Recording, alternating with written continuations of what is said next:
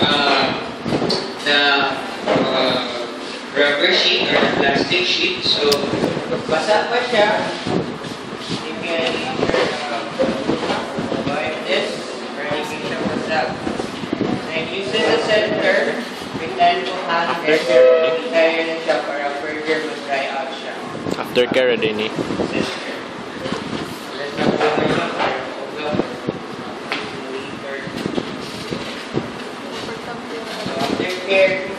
Aftercare and after checking the condition situation, but so what you do this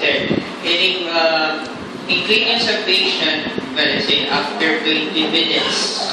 After 20 minutes, so remove this one.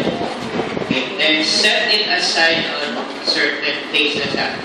Right, sa ibalik sa hydrocollector tank, and then we put that as a place, and then check if okay pang condition sa patient.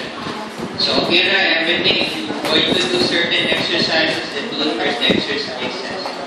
And after that, you can now discharge the patient or tell the patient to go home and then come back. After that, pwede na you return to the hydrocollector tank back.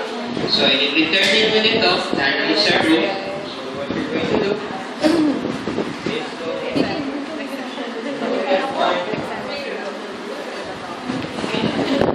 Then place this back to the hydrocollector tank. Place it there back. And after that, just dry this up and hang it here. Now, here, any questions?